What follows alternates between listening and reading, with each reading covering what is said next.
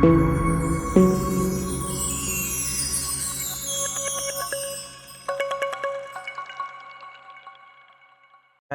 Everyone, आज फिर से हम आ गए 99 नोट्स की वेबसाइट पे आज के करंट अफेयर्स करने के लिए। मंडे 1 जून 2026। ठीक है, चलिए स्टार्ट करते हैं आज के करंट अफेयर्स। सबसे पहला editorial, the cloud is the new frontier of digital sovereignty. Sovereignty का मतलब आपको पता होता है? सॉवरेनिटी का मतलब क्या होता है? का मतलब है संप्रभुता। ठीक है, मालिकाना हक किसके पास है? ठीक है, ये होता है सुप्रीम लीगल अथॉरिटी, अगर लीगल टर्म्स में देखें, है ना। यहाँ पे हम लीगल अथॉरिटी, लीगल टर्म्स में हम बात नहीं कर रहे हैं। हम कह रहे हैं कि मालिक कौन है, किस चीज का मालिक कौन है? New frontier of the digital sovereignty, इसके बारे में कह रहे हैं कि क्लाउड जो है वो नया फ्रंटियर है डिजिटल सॉवरेनिटी। ये फ्रंट लाइन एक खुल गई है। क्या इसके फ्रंट लाइन के इस साइड पे है यूएस और यहाँ पे है इंडिया। और हम ये कह रहे हैं कि अगर हमें डिजिटल सॉवरेनिटी चाहिए, डिजिटल सॉवरेनिटी का मतलब हमारा जितना भी डिजिटल इंफ्रास्ट्रक्चर है, कैसा है डिजिटल इंफ्रास्ट्रक्चर? जैसे आधार, डिजी लॉकर वगैरह वगैरह, फिर यूपीआई, पूरा banking system, everything at all, जो भी डेटा डिजिटल है इस पॉइंट ऑफ टाइम पे, वो क्या वाकई में हमारा है या यूएस के किसी डेटा सेंटर में स्टोर्ड है? और अगर ऐसा है, इसका कोई भी पोर्शन बाहर कहीं स्टोर्ड है, तो फिर हम वाकई में अपने डेटा के खुद के प्रभु हैं क्या? हमारे पास संप्रभुता है क्या इसकी? तो हम डेटा सॉवरेन है क्या? अपने डेटा के मालिक हैं क्या? और इसमें क्लाउड सबसे बड़ा फ्रंटियर बनकर आ रहा है। फोर फ्रंट पे जो हमारी चीज है, जहां यूएस और इंडिया जिस बीच में खड़ा हुआ है, वहां पे फ्रंटियर मेन है क्या? क्लाउड। क्लाउड क्या होता है? क्लाउड एक इंफ्रास्ट्रक्चर होता है जहां पे आप अपना डेटा स्टोर कर सकते हैं। देखिए, इसका मतलब अभी समझते हैं क्लाउड का मतलब क्या होता है। ठीक है, तो इसको यहाँ ले आते हैं। देखो, क्लाउड क्या होता है? आपका जो सिस्टम है वो कैसे काम करता है? मान लीजिए आप ये 99 नोट्स की वेबसाइट को ले रहे हैं और ये आपका पर्सनल टैबलेट है। ठीक है, तो अब है क्या कि 99 नोट्स की वेबसाइट को एक्सेस करने के लिए आपने यूआरएल में 99notes.org डाला और उससे 99 नोट्स की वेबसाइट खुल गई। पर क्या इससे 99 नोट्स की वेबसाइट खुल गई? क्या ये रिक्वेस्ट हमारे पास आई थी? नहीं। ये कहाँ आई थी? एक्चुअली ये रिक्वेस्ट आई थी एक सर्वर पर। सर्वर जहां पे इस वेबसाइट से रिलेटेड डेटा सारा स्टोर्ड है। सर्वर कुछ नहीं होता, एक बहुत बड़ा कंप्यूटर होता है। ठीक है, इंटरनेट क्या है? कंप्यूटरों का नेटवर्क है। आपका मोबाइल अपने आप में एक कंप्यूटर है, ये सर्वर अपने आप में एक कंप्यूटर है। अब इस कंप्यूटर के पास रिक्वेस्ट गई कि भाई मेरे को ये वेब पेज देखना है, जो भी वेब पेज का नाम है। और ये वेब पेज क्या था? इस कंप्यूटर के अंदर स्टोर्ड है। इस कंप्यूटर के अंदर एक बहुत बड़ा डेटा डिवाइस लगा हुआ है। ठीक है, हार्ड डिस्क होती है जैसे आपके कंप्यूटर में, आपके मोबाइल में मेमोरी चिप होती है, इसकी मोबाइल की मेमोरी चिप बहुत ज्यादा बड़ी है। इतनी बड़ी कि ये हजारों लाखों वेबसाइट अपने पास होस्ट करता है, उनका डेटा होस्ट करता है। तो क्या हुआ? ये रिक्वेस्ट यहाँ गई और यहाँ से आपके पास वेबसाइट खुल गई। फिर 99 नोट्स का क्या रोल था? एक्चुअली सर्वर के ऊपर क्या मटेरियल जाना है, बस ये 99 नोट्स ने डिसाइड करा हुआ था। लेकिन ये डेटा किसके पास है सारा? अभी क्या 99 नोट्स का पूरी तरह सॉवरेन है? हमारे पास इंटेलेक्चुअल प्रॉपर्टी राइट है, लेकिन ये स्टोर कहाँ हो रहा है? ये उस सर्वर पर हो रहा है जहां पे उसकी फिजिकल लोकेशन है, वहां पे ये स्टोर हो रहा है। बेशक हमारे बिहाफ पे इन्होंने स्टोर करा हुआ है, ये इसके असली मालिक नहीं है, लेकिन तब तक ही जब तक ये डिसाइड करते हैं कि हमारे लिए ये काम करेंगे। जिस दिन उन्होंने डिसाइड करा ये लिंक तोड़ देना है, जो डेटा हमारे पास है वो हमारा हो गया, एक दिन इनके मन में चोर आ गया, उसी दिन पता लग जाएगा कौन है असली सॉवरेन। समझ रहे हैं? अब ये जो चोर आए, हमारे डेटा के लिए आए, अच्छी बात है। सरकारी डेटा के लिए, आधार के डेटा के लिए, बैंक के डेटा के लिए आ जाए, बहुत बुरी बात है। ठीक है, तो जो क्लाउड है वो इसके लिए ही कह रहे हैं। ठीक है, ये जो सर्वर है ये क्लाउड का काम कर रहा है कि हम सारी जो चीज है वो कहाँ, जिस सर्वर पे होस्ट कर रहे हैं उसको हम क्या कह रहे हैं? क्लाउड। इस सेंस में क्लाउड क्या हो गया? वो बहुत बड़ा सर्वर जहां पे खूब सारा डेटा और खूब सारी प्रोसेसिंग हो रही है। ये जो क्लाउड है ये इंडिया में होना चाहिए। इंडिया में दो सबसे तगड़ी इस टाइप की क्लाउड सर्विस, इंडिया में नहीं दुनिया में, दो सबसे बड़ी क्लाउड सर्विस है। आपने सुना होगा, एक तो है AWS, A for Amazon web services. आपको पता है इसका मालिक कौन है? अमेजन वाले जेफ बेजोस। ठीक है, और दूसरी जो क्लाउड सर्विस है पता होना चाहिए आपको कौन है, उसको कहते हैं हम एज्योर।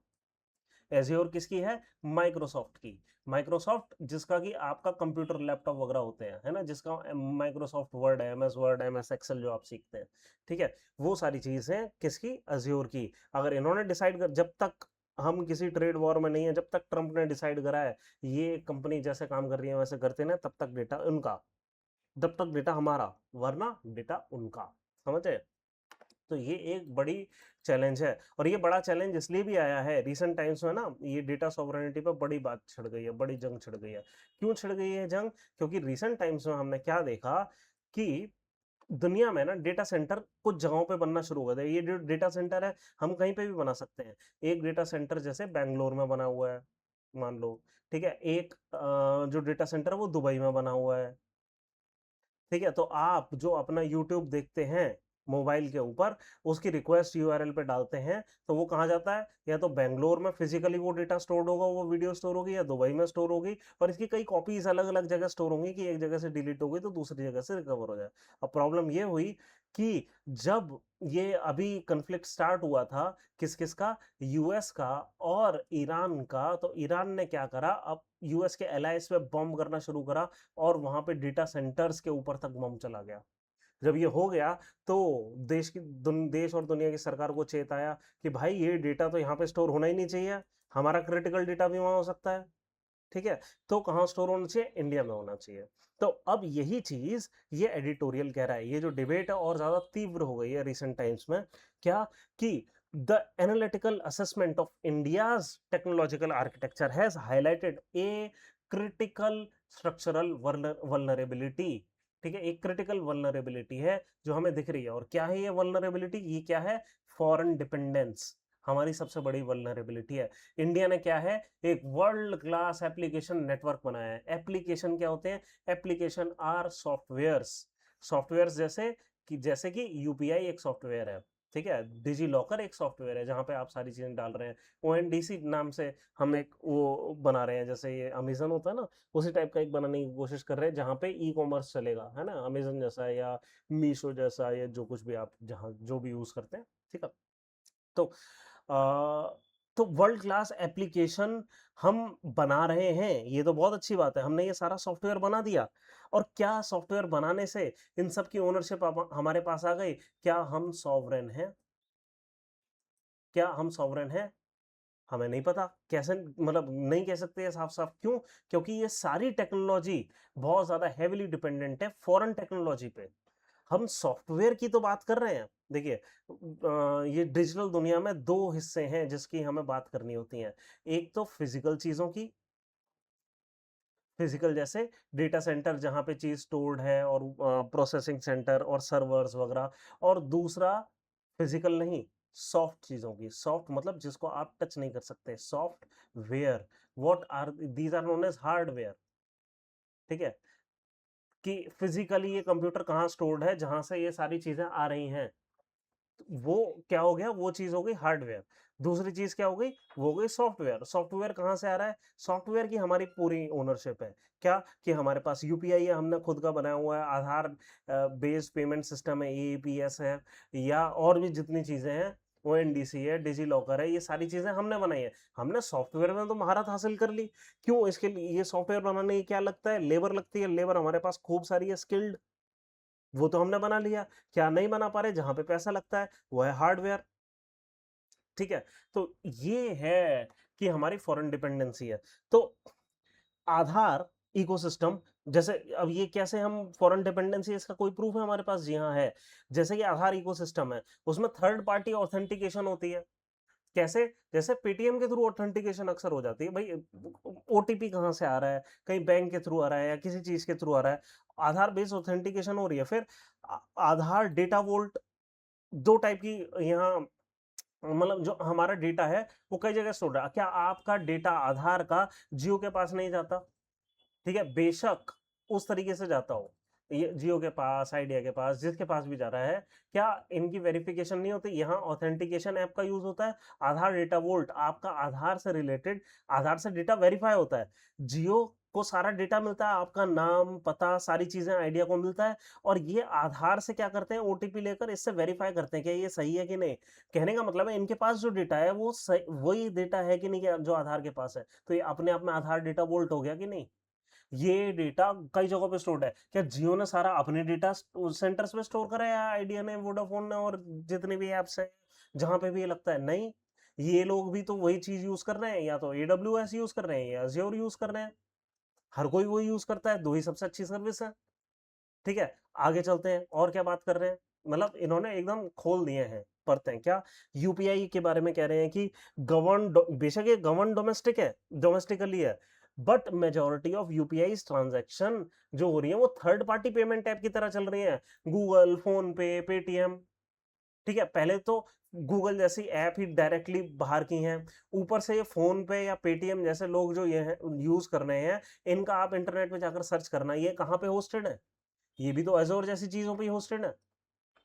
फिर डिजी लॉकर, आपको लग रहा है भाई एकदम सरकारी है, सारी चीजें ये सब कुछ सही है, लेकिन एक बात बताओ, इनके जो गेटवेज हैं, चलो गेटवे तो फिर भी डिजी लॉकर का खुद का है, लेकिन थर्ड पार्टी पार्टनर एप्लीकेशंस हैं जो ये डेटा वेरीफाई करती हैं।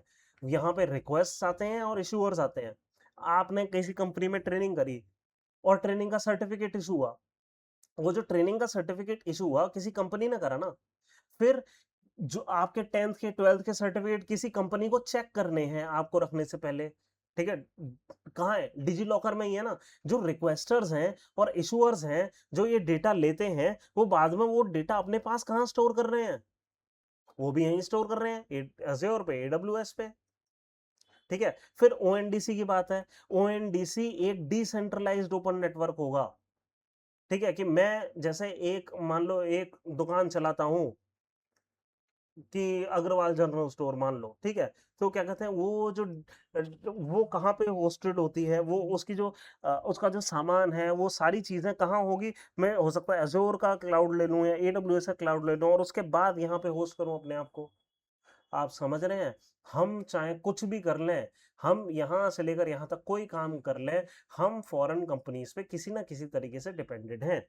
और ये क्लाउड का गेम है जो मेन होने वाला है। और यही नहीं, अब आगे चल के जैसे ही एआई आएगा और हमारे देश की कंपनियां एआई अडॉप्ट करेंगी, और एआई का जो फिजिकल इंफ्रास्ट्रक्चर है बहुत ज्यादा बिजली लेता है, आपको क्या लग रहा है इसके डेटा सेंटर इंडिया में खुल रहे हैं? अभी तक नहीं खुले। हमारी सरकार चाहती है खोले, पर सरकार तो ये भी चाह रही थी, डेटा सॉवरेनिटी की बात 10 साल से हो रही है, पर अभी तक नहीं हुआ ना। ऐसे ही एआई के डेटा सेंटर अब खुलना शुरू हो रहे हैं दुनिया भर में, वहां पे भी हमारे पास सॉवरेनिटी नहीं आ रही है। बड़ी तकलीफ देह बात है। ठीक है, अभी जो बात हुई थी यहाँ पे डिजिटल पब्लिक इंफ्रास्ट्रक्चर की बात हुई थी, डिजिटल पब्लिक इंफ्रास्ट्रक्चर स्टैक। ठीक है, तो एक बार देख लेते हैं ये होता क्या है, क्योंकि यहाँ पे रेफरेंस आया था, तो हमारे पास एक मौका है इसको रिव्यू करने का। What is digital public infrastructure stack? इसको इंडिया स्टैक भी कहते हैं। ये क्या स्टैक है? It is a stack of all the interconnected layers of what, layers of applications, apps जिसको आप कहते हैं। कौन सी? जैसे आइडेंटिटी लेयर में कुछ ऐप्स हैं जैसे कि आधार से रिलेटेड, पेमेंट लेयर्स में कुछ ऐप्स हैं जैसे यूपीआई रिलेटेड, डेटा एक्सचेंज से रिलेटेड कुछ ऐप है जहां पर्सनल डॉक्यूमेंटेशन वगैरह होती है, डिजी लॉकर जैसी चीजें। राइट, तो ये 3 स्टैक हैं, identity layer, payment layer and data exchange layer. Right, आगे चलते हैं। बस, इसका काम क्या है, ये इंडिया स्टैक क्यों बनाया गया है? ये बनाया गया है कि to deliver essential services to the citizen at a massive scale. सारा किराए पे है काम। ठीक है, हम सिर्फ किराएदार हैं, इसका डेटा का मालिक कहीं और बैठा है, डेटा का मालिक तो हम ही हैं। पर तभी तक देखो क्या है कि आप जिस घर में रह रहे होते हैं, मान लो किराए पे आपने घर लिया है, वहां पे रखे सोफे के आप मालिक हैं, तभी तक, जब तक मकान मालिक चाह रहा है, अगर अपनी पे आ गया तो हो सकता है सोफा धर ले। ठीक है, तो ये है कुल मिलाकर। वल्नरेबिलिटीज क्या है हमारी, अब इससे वल्नरेबिलिटीज क्या आती हैं? वही चीज, स्ट्रेटेजिक वल्नरेबिलिटी आती है। अभी जियोपॉलिटिकल फ्रिक्शन स्टार्ट हो गया इंडिया यूएस के बीच में, दिक्कत हो जाएगी। या मान लो वैसे ही कुछ ईरान जैसा टेंशन हो गया, डेटा सेंटर को फोड़ना शुरू कर दिया किसी ने, हमारा तो डेटा गया। ठीक है, तो ये हमारी प्रॉब्लम्स है।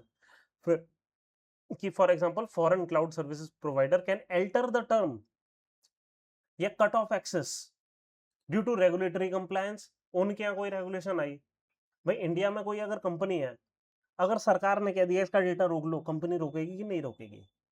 ऐसा ही यूएस की सरकार ने कह दिया डेटा रोक लो, नहीं रोकेगी, नहीं रोकेगी, हम कर सकते हैं, वो भी कर सकते हैं, राइट। फिर risk extend into emerging field of artificial intelligence, क्यों? क्योंकि large language model used by Indian public and private entity, आज आप एआई यूज करते हो, लार्ज लैंग्वेज मॉडल, इस पे सवाल भी आ गया था ना यूपीएससी में सवाल इस बार लार्ज लैंग्वेज मॉडल पर। तो हम ये लार्ज लैंग्वेज मॉडल यूज करते हैं, इंडियन पब्लिक यूज करती है, are trained owned and trained by foreign tech firm. Trained by का मतलब इस पे जो डेटा यूज हुआ है, किस डेटा पे ये ट्रेन करा गया है, वो फॉरेन टेक फर्म की है, तो इनकी जो रिसर्च है वो यहाँ पे चलेगी। अगर उस जिस डेटा पे ट्रेन हुआ है उनका डेटा है और उस डेटा ने कह दिया कि हम दुनिया की वर्स्ट कंट्री है, तो हम दुनिया की वर्स्ट कंट्री है, नहीं है तो तुम अपने मॉडल पे ट्रेन कर लो, है नहीं हमारे पास मॉडल। तो this means the underlying values, processing models, security architecture escape domestic legal oversight. क्या हम बोल सकते हैं ये डेटा तुमने गलत यूज करा है ट्रेन करने के लिए? क्या हम मांग सकते हैं दिखाना जरा तुमने किस डेटा पे ट्रेन करा है? हम मांग ही नहीं सकते, रेगुलेटरी ओवरसाइट ही नहीं है, बड़ा रिस्क आ गया। ठीक है, तो हमें करना क्या चाहिए, सोल्यूशन की तरफ आते हैं। इंश्योरिंग डिजिटल सॉवरेनिटी, हमें काम तो ये करना चाहिए कि हम जरा इंश्योर करें कि डिजिटल सॉवरेनिटी हो। अब ये डिजिटल सॉवरेनिटी होगी कैसे? ट्रू स्ट्रेटेजिक ऑटोनॉमी के लिए क्या चाहिए? Maintaining absolute control over physical and digital storage layers, absolute control चाहिए, ठीक है। And that holds Nations computing power, इतने बड़े कंप्यूटर और इतने बड़े डेटा सेंटर हों कि जितनी भी कंप्यूटिंग है डेटा वेटा की वो सब यहाँ हो, जितनी भी स्टोरेज है डेटा की वो भी है सब यहाँ हो, वो होगी हमारी ट्रू स्ट्रेटेजिक ऑटोनॉमी। ये कह देना UPI we control, no we control only when America से सो। क्यों? क्योंकि कभी भी हमारा डेटा लीक हो सकता है। यूपीआई का मैं अब आपको एक चीज बता दूं, ऐसे ही आधार पे मैं कतई भी ये नहीं कह रहा कि आधार का जो डेटा है वो बाहर स्टोर होता है, नहीं। पर आधार का जो डेटा एक्सेस करती हैं जियो जैसी कंपनियां, उनका डेटा बाहर स्टोर होता है। आधार का तो इंडिया के ही क्लाउड स्टोरेज में स्टोर होता है, ठीक है, सरकार के खुद के क्लाउड स्टोरेज है, जैसे मेघराज हो गया, ठीक है, तो उसमें डेटा सरकारी स्टोर होता है। लेकिन ये आधार ऐसा नहीं है कि इन साइलो है कि इसका डेटा कभी बाहर नहीं जाता, वेरिफिकेशन के लिए जाता है। और फिर अब ये बोलेंगे सर इनक्रिप्टेड वे में जाता है, कोई ऐसे नहीं पढ़ सकता, ऐसे थोड़ी लीक हो जाएगा। इनक्रिप्टेड वे में जाता है, बात सही है, पर यहाँ पढ़ने के लिए डिक्रिप्ट होता है, ये भी बात सही है, और इनका डेटा लीक भी होता है। और ऐसा नहीं है कि आधार के डेटा का आज तक ब्रीच नहीं हुआ, इसी वजह से हो भी गया, ठीक है।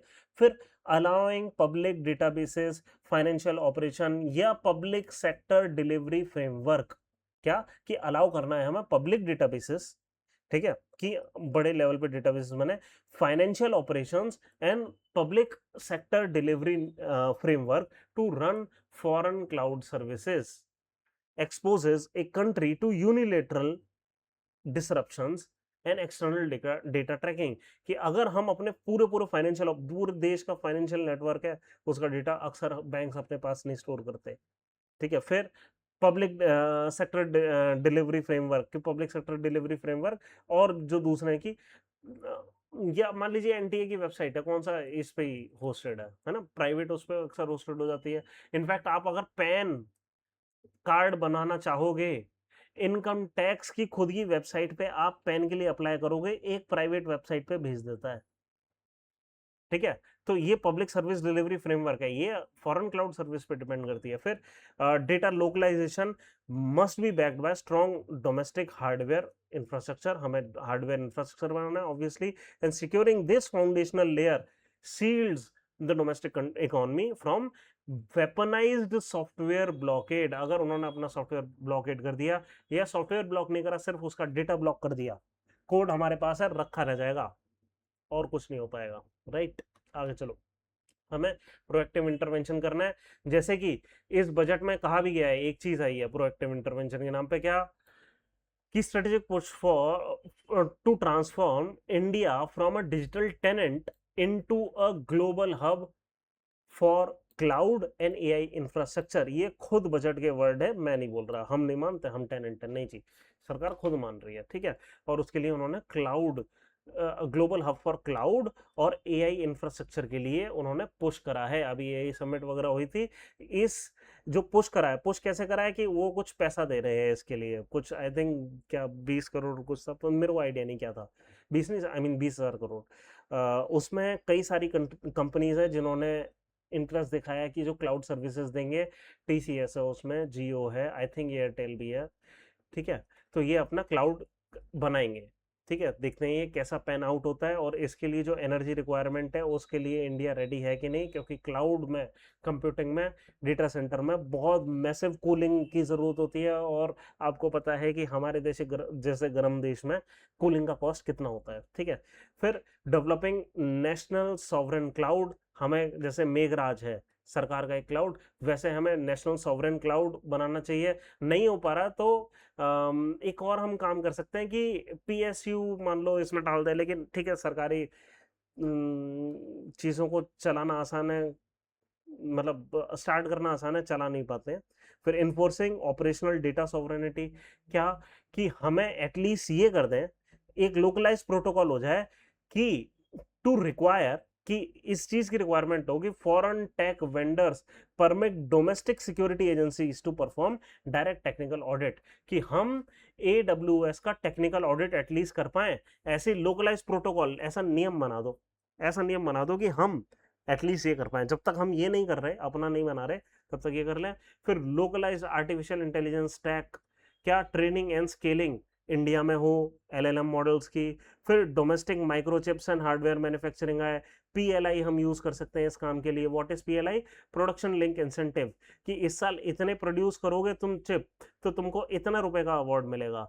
अब मान लो 1 लाख कर दी, अगले साल 5 लाख कर दी, तो आपने 4 लाख ज्यादा करी, तो 4 लाख के लिए आपको एडिशनल प्राइस मिलेगा। अगले साल 10 कर दी, तो 5 लाख और ज्यादा कर दी, तो 5 लाख के लिए। ये क्या होता है? Production link incentive. जितना आप एडिशनल प्रोडक्शन करते जाते हो, उतना पैसा सरकार इनाम में देती जाती है एक तरीके से, ठीक है। इस टाइप का मैकेनिज्म है, तो हम ये कर सकते हैं। Expanding DPI ecosystem for the global south, ठीक है, टैक्स बनाइए, इतना ही है। आगे चलते हैं नेक्स्ट न्यूज पे। एडिटोरियल तो ये था हमारा, कुछ न्यूज स्निपेट्स देखें। न्यूज स्निपेट्स रात मतलब थोड़ा सा लेट देखेंगे, पहले एक और इस पर आ जाते हैं। हो, ये शानदार एडिटोरियल है, चलिए। ये एडिटोरियल है, the shadow over Adivasi identity and faith. Adivasi identity और फेथ के बीच में ये कंपैरिजन है। क्या है, हुआ क्या है कि रिसेंट टाइम्स में सरकार ने एक चीज करने की कोशिश करी। क्या करने की कोशिश करी? कि major news debate has intensified following the जनजाति सांस्कृतिक समागम। ये जो समागम था नई दिल्ली में हुआ था रिसेंटली, और यहाँ पे बड़ी बड़ी बात करी गई थी, जैसे कि अभी आसाम में आपने देखा ना, वो आया है कि universal UCC uniform civil code लाने की कोशिश करी गई है। और UCC जब कानून आया तो कई जगहों पे ये ऐसा लग रहा था कि जी हो सकता है इसमें ट्राइबल्स को भी लाया जाए, और ट्राइबल्स नहीं चाह रहे थे UCC में आना। तो अमित शाह जी ने ये कहा था कि देखो, ये मतलब जो विपक्ष है वो ये कहने की कोशिश कर रहा है कि हम UCC में ले आएंगे, ऐसा नहीं करेंगे, वगैरह वगैरह, है ना। उस सेंस में ये काफी न्यूज में आया था। किसने करा था? RSS ने ये ऑर्गेनाइज करा था, और कई सारे लोग आए थे। अब यहाँ पे बात क्या हुई, और जो कि थोड़ा सा कॉन्स्टिट्यूशनली ये थोड़ी सी अजीब बैठेगी ये बात। क्या बोला गया था? प्राइमरी डिमांड क्या थी कि रेज एट दिस कन्वेंशन क्या था कि delisting the scheduled tribes who have converted to Christianity और इस्लाम। जो ट्राइब्स क्रिश्चियनिटी और इस्लाम में कन्वर्ट हो गई हैं, उनका कॉन्स्टिट्यूशनल रिजर्वेशन खत्म कर दो। अब ये जो चीज है, ये पहली बार सुनी गई है, ठीक है। लेकिन ऐसा नहीं है कि ऐसा कुछ है नहीं, ऐसा है। 1950 में जवाहरलाल नेहरू की सरकार ने एक प्रेसिडेंशियल ऑर्डर लेकर आए थे। किनके लिए? सिर्फ SCs के लिए। SCs के लिए क्या लेकर आए थे? कि जो non Hindu, non Sikh, non Buddhist हैं, वो SC नहीं रहेंगे। मतलब ऐसे लोग जो कि शेड्यूल कास्ट थे, ठीक है, और कास्ट ऑपरेशन से बचने के लिए वो कन्वर्ट हो गए, किसी और रिलीजन में चले गए। अब ये लोग जो हैं, ये पहले SC थे, अब ये SC नहीं रहेंगे। ये ऑर्डर आया था। तो सिमिलर तर्ज पे ये कहा जा रहा है कि जो लोग ST थे और अब वो इस्लाम या क्रिश्चियनिटी में कन्वर्ट हो गए हैं, उनको एसटी का दर्जा नहीं दिया जाए। ठीक है, अब फिर इसमें कॉन्स्टिट्यूशनल प्रॉब्लम क्या है, जब ये एससी के लिए हो सकता है, ये एसटी के लिए क्यों नहीं हो सकता? ये समझने के लिए हमें, मतलब ये क्यों एक बड़ी प्रॉब्लम हो सकती है, मतलब अगर ऐसा हो ही पाता तो प्रेसिडेंशियल ऑर्डर 1950 में ये चीज हो चुकी होती है ना। अगर कोई चीज डिफिकल्ट है तभी आज तक नहीं हुई है। ठीक है, और डिफिकल्ट और थोड़ा सा एब्सर्ड भी लगेगा। ठीक है, एक और चीज, ये क्यों नहीं हो सकता, एक तो यही है कि this demand challenges historical and legal president, कि 1963 में पटना हाई कोर्ट का एक जजमेंट था जिसने कहा था कि tribal identity is rooted in, tribal identity कहां पे, रिलीजन में रूटेड नहीं होती, किसमें होती है, community kinship, ethnicity and social ties rather than specific religious practice. मतलब ट्राइब्स का जो रहने का तरीका है वो उनको ट्राइब बनाता है, ना कि उनका पर्सनल फेथ। इनफैक्ट ज्यादातर केसेस में ओरिजिनल जो ट्राइबल फेथ होता है वो नॉन क्या कहते हैं, स्टैंडर्ड रिलीजन टाइप का होता है। इनको हम, इसलिए हम जो ट्राइबल रिलीजन्स हैं उनको ना हम अक्सर क्रिश्चियन देखते हैं, ना मुस्लिम देखते हैं, ना हिंदू देखते हैं, उनको हम किस तरीके देखते हैं, उनको हम कहते हैं ट्राइबल रिलीजन्स। ठीक है, सोशोलॉजी में अगर कोई पढ़ता हो तो पढ़ेंगे, नहीं तो इंडियन सोसाइटी में पढ़ा जाता है ट्राइबल रिलीजन, जो कि कई सारी पद्धतियों पे आधारित होते हैं, जैसे एनिमिज्म हो गया, या स्पिरिट्स की वर्शिप हो गई, है ना, फॉरेस्ट की वर्शिप हो गई, वो सारी चीजें। पर रिलीजन इतना बड़ा महत्व नहीं रखता है ट्राइब्स में जितना कि community kinship, ethnicity and social ties रखते हैं। वो है ट्राइबल आइडेंटिटी, पर्सनल फेथ बाद में आता है। ठीक है, अब एक तो पॉइंट यही है कि क्यों ये नहीं करा जा सकता, क्योंकि पटना हाई कोर्ट ये कह चुकी है tribal identity is not religious identity. अब वो ट्राइबल रिलीजन फॉलो कर रहे हैं या हिंदू रिलीजन फॉलो कर रहे हैं या मुस्लिम या ये, उससे उनकी आइडेंटिटी चेंज नहीं हो जाती। चलिए ये एक बार को इसको सेट असाइड कर देते हैं, क्योंकि अगर सेम चीज मान लो, अगर हम सेम लॉजिक यहाँ पे कर देते हैं, है ना, कि भाई यहाँ पे भी तो हो रहा है ऐसा। अब देखो ट्राइबल रिलीजियस लैंडस्केप के बारे में हम कुछ और समझते हैं। इंडिया की जो डाइवर्स ट्राइब्स हैं आपको देखना पड़ेगा, जैसे क्रिश्चियन ट्राइब, हम किसको एसटी से बाहर करने की, रिजर्वेशन से बाहर करने की बात कर रहे हैं, हम सारे नागा ट्राइब्स को कह रहे हैं, कह रहे हैं कि पूरा नागालैंड उससे बाहर हो जाए। नागा जितनी भी ट्राइब्स है, अंगामी, आओ, सेमा, कोन्याक, अंगामी और कोन्याक बहुत बड़ी बड़ी ट्राइब्स हैं, ये ज्यादातर क्रिश्चियन है, आप ये कह रहे हैं कि इन सबको बाहर कर दो। फिर मीजो ट्राइब्स जो हैं, जैसे लूसाई ट्राइब्स, ये क्रिश्चियन है। मेघालय में गारो, खासी, जयंतिया, तीनों की तीनों ट्राइब्स क्रिश्चियन है मेजोरिटी में। आप वहां पे जाएंगे ज्यादातर जगहों पे आपको चर्चेस मिलेंगे। ठीक है, संडे को अक्सर मेघालय बंद होता है। मणिपुर, वहां पे जो मेन ट्राइब है वो है मेटीज। मेटीज हिंदू हैं, लेकिन कुकी, चिन, जोमी और लोकल नागा ट्राइब्स ये सब हैं क्रिश्चियन। अभी आपने रिसेंटली देखा होगा कि मेटीज एंड नागा ट्राइब्स मिलके कुकी ट्राइब के अगेंस्ट विद्रोह कर रहे थे। आप देख रहे हैं, Christian tribe and Hindu tribe मिलके किसी एक, ये भी क्रिश्चियन ट्राइब, ये भी क्रिश्चियन ट्राइब, इसके अगेंस्ट कर रहे हैं। मतलब ट्राइबल कल्चर में रिलीजन का इतना बड़ा रोल ही नहीं होता, किनशिप का रोल होता है। ठीक है, ऐसे ही सेंट्रल इंडिया में कुछ ट्राइब्स हैं, ठीक है, ज्यादा नहीं है, ओरांव, मुंडा, खारिया, ये सब क्यों ट्राइब्स हैं, क्योंकि 19 और 20th सेंचुरी में जो ये आए थे ब्रिटिशर्स, उन्होंने अक्सर इनको कन्वर्ट करा था। ठीक है, इनको जो भी है इंसेंटिव और खौफ दोनों चीजें दिखाकर इनको कन्वर्ट करा था। ठीक है, अब पॉइंट ये है कि इन ट्राइब्स को क्या हम बाहर करना चाह रहे हैं रिजर्वेशन लैंडस्केप से। चलो नेक्स्ट जाते हैं, और कौन सी ट्राइब्स हैं, गुज्जर और बकरवाल कम्युनिटी, ठीक है, जो कि पेस्टोरल्स कम्युनिटी है जम्मू कश्मीर में। फिर लक्षद्वीप में ऑलमोस्ट पूरा का पूरा लक्षद्वीप एसटी पॉपुलेशन है, पूरा का पूरा इस्लाम है वहां पर। फिर वेस्ट इंडिया में टाडवी भील्स हैं, ठीक है, भील के ही एक ग्रुप है, सब ग्रुप है। ठीक है, ये छोटा सा ग्रुप है, ये कोई बहुत बड़ा ग्रुप नहीं है। और हाँ, एक सिड्डी ग्रुप है, सिड्डी ट्राइब ग्रुप है। फिर प्रिडोमिनेंटली बुद्धिस्ट ट्राइब, चलिए बुद्धिस्ट ट्राइब को तो अभी हम दरकिनार कर सकते हैं, क्योंकि बुद्धिस्ट ट्राइब इंडियन कॉन्स्टिट्यूशन में बुद्धिज्म को एक सेपरेट रिलीजन की तरह अक्सर नहीं ट्रीट करते हैं। तो पर फिर भी देख लेते हैं, अगर जब हम सारी देख ही रहे हैं तो अरुणाचल प्रदेश की ट्राइब्स कई सारी बुद्धिस्ट हैं, आपको पता है वहाँ पे तवांग जिला है, दुनिया की सबसे लार्जेस्ट और सेकंड लार्जेस्ट मोनेस्ट्री है वहाँ पे, तिब्बतन स्टाइल वाली। सिक्किम, वेस्ट बंगाल, ये यहाँ पे बहुत सारा बुद्धिस्ट हैं। हिमाचल, उत्तराखंड में भूतिया ट्राइब्स हैं, इनको बहुत ट्राइब्स भी कहते हैं। त्रिपुरा मिजोरम में कुछ ट्राइब्स, चकमा वगैरह की। ठीक है, आगे चलते हैं। ये तो हो गई बुद्धिस्ट। अब आते हैं हिंदू ट्राइब्स, कौन सी हैं? जैसे भील्स आपने सुना होगा, गौंड्स मीना राजस्थान में है ना, थारू तराई रीजन में, ये सारी भील एंड गौंड तो बहुत बड़ी ट्राइब्स हैं।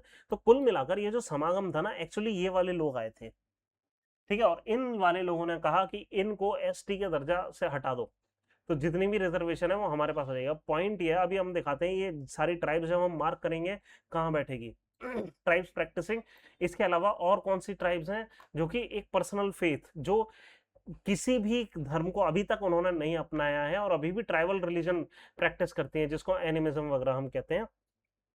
क्या? जैसे सरनाइज्म है, ये है, जैसे संथाल, मुंडा, हो ट्राइब्स हैं, ये होती हैं। जोनी पोलो ट्राइब्स, अरुणाचल प्रदेश में कुछ ट्राइब्स हैं जो आज भी ना बुद्धिस्ट है ना क्रिश्चियन है, आज भी एकदम जो एंशंट उनका ट्राइबल रिलीजन है उसको फॉलो कर रही हैं। फिर सेंग खासी, नियामत्रे, ये कुछ ट्राइब्स हैं। खासी एंड जयंतिया हिल्स मेघालय के अंदर, जो अभी क्रिश्चियनिटी अडॉप्ट नहीं करी है, अभी भी ट्रेडिशनल रिलीजन अपना फॉलो कर रहे हैं। ठीक है, अब अगर इन सबको मैप करें इंडिया के मैप पे, ये ट्राइब्स कहाँ बैठती हैं, कहाँ हैं एक्चुअली ये ट्राइब्स, देख रहे हैं? अब एक बार देखते हैं कहाँ है ये ट्राइब्स। ये सारी हैं क्रिश्चियन ट्राइब्स, ठीक है, ये सारी, ठीक है, हिंदू ट्राइब्स हैं, यहाँ पे क्रिश्चियन ट्राइब्स हैं, यहाँ पे तो चलो बुद्धिस्ट हैं। ठीक है, हम खाली नॉन हिंदू टाइप की ट्राइब्स देख लेते हैं। ये ये ठीक है, यहाँ पे बहुत सारी ट्राइब्स हैं जो कि अक्सर क्रिश्चियन वगैरह होती हैं, कुछ होती हैं। तो क्या हम इतने सारे लोगों को एसटी के दर्जे से हम बाहर करेंगे? ठीक है, इंडिया में आपको पता होगा कि कितने परसेंट एसटी हैं, 7.5%। इतनी बड़ी पॉपुलेशन को अगर हम बाहर कर देंगे तो एक फायदा तो ये हो जाएगा कि ओवरऑल जो रिजर्वेशन है वो कम हो जाएगा, हो सकता है वो 3-4% रह जाए। ठीक है, एक और चीज, ये तो ये हो गया। अगर इतनी सारी ट्राइब्स, अभी भी क्या हो रहा है कि जो बाकी जो मेनलैंड इंडिया की ट्राइब्स हैं, जितना भी रिजर्वेशन है, आपने कभी देखा है अपने इलाके में कोई नागा ऑफिसर या बोडो ऑफिसर या क्या कहते हैं कुकी ऑफिसर, आपने देखा है? कभी नहीं होता। रिजर्वेशन इतने सारे लोगों को मिल रही है, लेकिन फैसिलिटीज इतने सारे लोगों को नहीं मिल रही। फैसिलिटीज मेनलैंड इंडिया की ट्राइब्स को मिल रही हैं, और इसलिए अक्सर आप देखेंगे कि गॉन्ड्स, भील्स, मीनास, ये तो आपको सर्विसेज में देखेंगे, ये नहीं देखेंगे। ठीक है, तो पॉइंट ये है कि इनको रिजर्वेशन से बाहर करके तो सेंट्रल इंडिया की ट्राइब्स को फायदा भी नहीं मिलने वाला है, राइट? तो कुल मिलाकर बात यह है। और प्लस एक और चीज, जैसे ही आप इन लोगों को बाहर करने की कोशिश करेंगे इस चीज से, क्या इससे बैकलैश नहीं आएगा? क्यों फालतू में जो चीज पेन नहीं दे रही है उसको छेड़ा जाए? क्यों फालतू में, मतलब किसके दिमाग में चुल मच रही है ये फालतू की चीजें करने की? ठीक है, तो ये एक तो डेंजरस प्रेसिडेंट्स आगे के लिए सेट कर सकता है। हमें वैसे भी पता है कि एक मतलब नॉर्थ ईस्ट जो रीजन है इंडिया का, वो मतलब इतना हमेशा स्टेबल नहीं रहता। अभी भी मणिपुर में इतनी सारी प्रॉब्लम्स चल रही हैं, राइट? इसमें हम बिना फालतू में आफत एक नई गली ले लें, है ना, कोई फायदा नहीं है। ठीक है, ये मैं आपको क्या कहते हैं, मैप है, मैं एज अ पोस्ट अलग से पोस्ट कर दूंगा यूट्यूब पे ही, आप वहां से डाउनलोड कर लेना। ठीक है, यहाँ से आपको दिख नहीं रहा होगा, काफी मेहनत करके हमने ये, बेशक जीपीटी से प्रॉम्प्ट करके बनाया, लेकिन ये जो लिस्ट थी ये तैयार करने में टाइम लग गया, राइट? चलिए आगे चलते हैं। तो ये आपके काम भी आएगा, ये एक अच्छा खासा मैप है, ये आपके इंडिया की सारी ट्राइब्स एक मैप पे आ जाना, और उनकी रिलीजियस आइडेंटिटी के साथ, ये थोड़ा सा मतलब रेयर होता है, तो ये आप देख लेना मैप, अपने नोट्स में चिपका लेना। फिर constitutional imperative of D linking tribal status from religious affiliation, हम ये करेंगे, ये कॉन्स्टिट्यूशनल इम्पेरेटिव है, ये ड्यूटी है हमारी कि हम ट्राइबल स्टेटस और रिलीजियस स्टेटस को अलग रखें। ठीक है, क्यों? कि in the framework of India's jurisprudence social engineering maintaining a clear distinction between the criteria of schedule caste and schedule tribe is crucial. आप याद रखें, शेड्यूल कास्ट शेड्यूल ट्राइब नहीं है। शेड्यूल कास्ट स्टेटस किस लिए दिया गया है? रिस्टोरेटिव जस्टिस की तरह दिया गया है कि विद इन हिंदू फोल्ड कभी कभी इन मतलब अनटचेबिलिटी वगैरह की प्रैक्टिस हुई थी और वो सारी चीजें हुई थी, और इस वजह से ये कुछ स्टेटस दिया गया है कि आपको चलिए ये रेस्टोरेटिव जस्टिस, आपके पास जो हिस्टोरिकल अन्याय हुआ है इसकी वजह से आपके साथ न्याय करते हैं, आपको प्रेफरेंस दी जाएगी कुछ सालों तक, ठीक है। लेकिन शेड्यूल्ड ट्राइब्स जो हैं वो एक सेपरेट चीज है कंप्लीटली। यहां पे रेस्टोरेटिव जस्टिस नहीं है कि इनके अगेंस्ट भेदभाव हुआ है या कुछ, भेदभाव होता है अक्सर, लेकिन ऐसा कोई वो नहीं है। ये सिर्फ और सिर्फ ज्योग्राफिकल आइसोलेशन वगैरह की वजह से है। यहाँ क्या है, अगर हिंदू धर्म के अंदर आपके पास भेदभाव हो रहा है, आपने अपना धर्म चेंज कर दिया, आपका भेदभाव खत्म हो गया, इसलिए आप एससी नहीं रहे, भेदभाव खत्म। यहाँ पे अगर आपने रिलीजन चेंज कर दिया तो उस केस में भी ज्योग्राफिकल आइसोलेशन खत्म नहीं होगी, प्रिमिटिव ट्रेड्स खत्म नहीं होंगे, ठीक है, डिस्टिंक्टिव कल्चरल आइडेंटिटी खत्म नहीं होगी, ठीक है, जनरल बैकवर्डनेस फिर भी खत्म नहीं होगी। तो ये है। तो पहली बात, कॉन्स्टिट्यूशन खुद ही कहता है कि आप ट्राइबल स्टेटस को रिलीजन से ना जोड़ो, प्लस एससी और एसटी दो अलग अलग चीजें हैं, ठीक है, इनको मिक्स नहीं करना चाहिए। फिर स्ट्रेटेजिक इंटरवेंशन हमें क्या कहिए, तो चलो छोड़ो जो भी है, नॉट वेरी इंपॉर्टेंट, आगे चलते हैं। फिर prisons in India continue to be overcrowded by undertrials, ये एक बहुत बड़ी प्रॉब्लम है। इंडिया में जो प्रिजन्स हैं वो बहुत ही ज्यादा ओवर क्राउडेड रहते हैं अक्सर, ठीक है। कहां से ये डेटा आया है?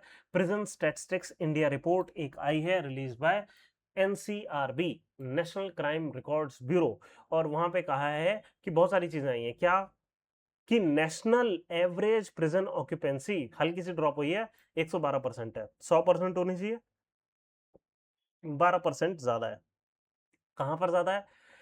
जो क्राउडेड रीजन्स हैं वो हैं जैसे 194 दिल्ली के अंदर सबसे ज्यादा है, फिर जम्मू कश्मीर 148 एंड उत्तराखंड।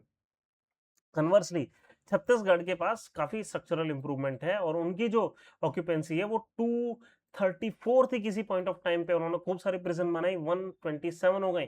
प्लस वहां पे बहुत ज्यादा इसलिए भी था पहले क्योंकि इंसर्जेंसी थी। कौन सी इंसर्जेंसी थी?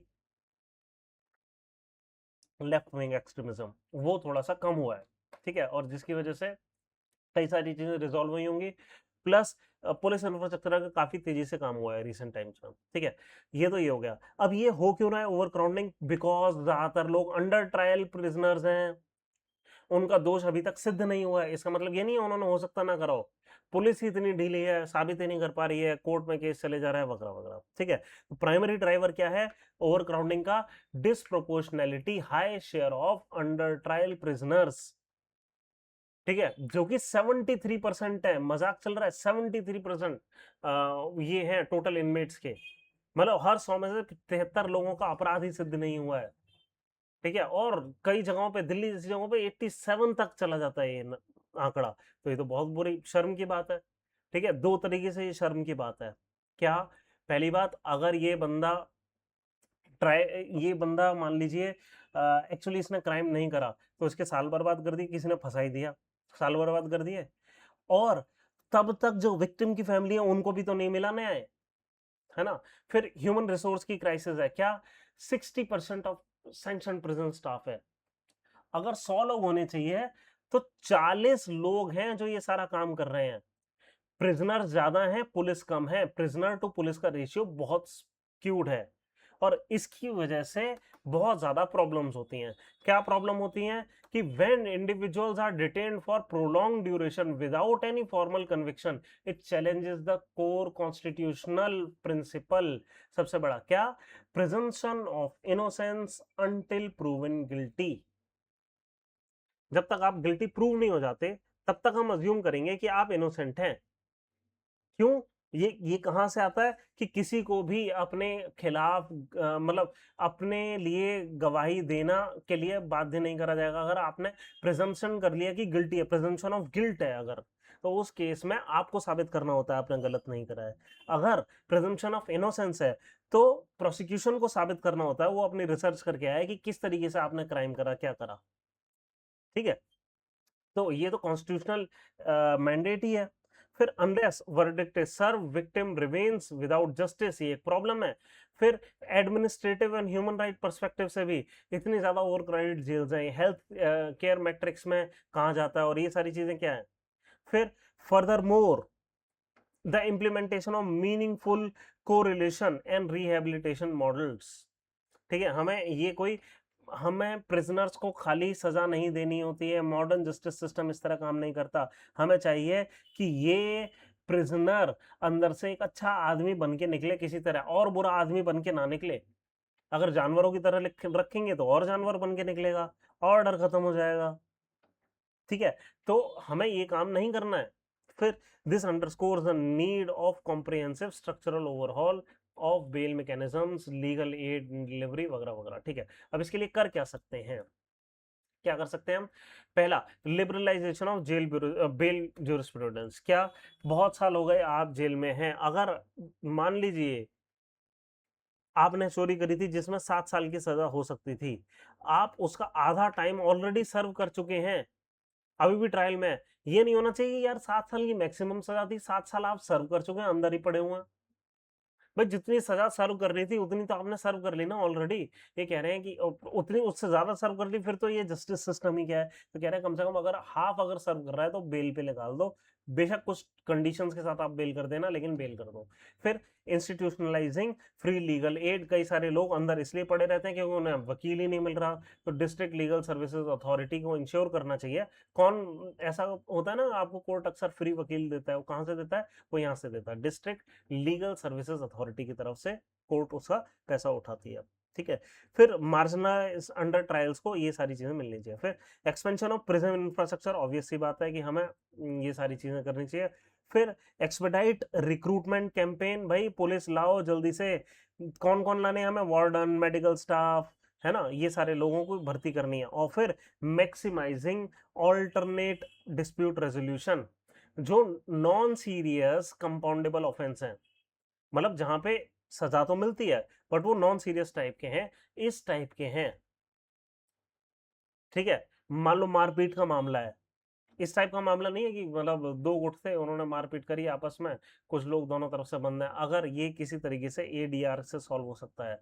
ठीक है, पेटी केसेस में, ओनली ओनली पेटी केसेस, ठीक है, बहुत बड़ी लड़ाई नहीं थी मान लो, है ना, तो वहां पे एडीआर करा जा सकता है कि मीडिएशन से मान लो सॉल्व कर दिया जाए, है ना, अल्टरनेट मैकेनिज्म। फिर digitalisation of judicial case management, ये बहुत इंपॉर्टेंट है कि कौन सा केस है जिसको मान लीजिए कोई केस है, इस पे डेट 3 महीने से नहीं मिली, 3 महीने से डेट पे डेट आगे बढ़ जा रही है। ये क्यों हो रहा है, क्योंकि केस मैनेजमेंट जो है, जुडिशियल केस मैनेजमेंट है, वो अच्छा नहीं है। कोर्ट को डिजिटलाइज कर देना चाहिए, उसको देखना चाहिए कौन से चीजें लंबे समय से पेंडिंग है। कहाँ पे ऐसा हो रहा है कि जो प्रोसिक्यूशन है बार बार वो कह रहा है कि भाई हमारी ये कंप्लीट नहीं हो, हमारा वो कंप्लीट नहीं हो, उसके चक्कर में ये हो रहा है ना। साफ साफ ट्रांसपेरेंटली दिखना चाहिए कहाँ पे कहाँ क्या चीज कैसे चल रही है। ठीक है, तो जुडिशियल केस मैनेजमेंट, क्योंकि इससे देखो और भी चीज होती है, अक्सर डेट आगे बढ़ जाती है, क्यों, एक लॉयर है, वो इस कोर्ट में भी आया हुआ है और इस कोर्ट में भी उसकी तारीख लगी है एक ही पॉइंट ऑफ टाइम पे। अब लॉयर तो एक ही है, वो तो यहाँ जा सकता है, यहाँ जा सकता है, किसी जूनियर से कह देता है यार उस कोर्ट में जाके कह दे मेरी तो सर यहाँ डेट लग गई है, सॉरी मेरे को कोई और डेट दे दो। क्यों, ऐसा कर ही क्यों नहीं है भाई, एक ही डेट पे क्या कहते हैं, दो उसी लॉयर को दो दो जगह ले आ रहे हैं। ये जुडिशियल केस मैनेजमेंट सर्विस पे दे दो ना, इसके स्लॉट्स बना दो ना, जज के स्लॉट्स बुक हो, लॉयर के स्लॉट्स बुक हो, वगैरह वगैरह, है ना। तो ये बहुत जरूरी है, एफिशिएंसी की बहुत जरूरत है कोर्ट में, इसके लिए डिजिटलाइज करना है हमें। चलिए नेक्स्ट, अब ये है वल्नरेबिलिटीज। ये वल्नरेबिलिटी वाला आज का ही था, 1 जून का ही था, yes. Vulnerabilities in making platform content, CBSE कह रहा है क्या कि उनके जो प्लेटफॉर्म था उसमें कुछ वल्नरेबिलिटी थी। कौन से प्लेटफॉर्म की बात हो रही है, ओएसएम, बड़ा ही ऑसम प्लेटफॉर्म है, देखते हैं क्या हुआ है इसके साथ। ठीक है, हमारा न्यूज का कॉन्टेक्स्ट क्या है, सारी चीजें समझते हैं कि सीबीएसई ने काफी मतलब ये स्क्रूटिनी फेस करी थी। क्यों? क्योंकि उस वो एक ये लेकर आया था प्लेटफॉर्म जिसको कहते हैं ऑन स्क्रीन मार्किंग प्लेटफॉर्म।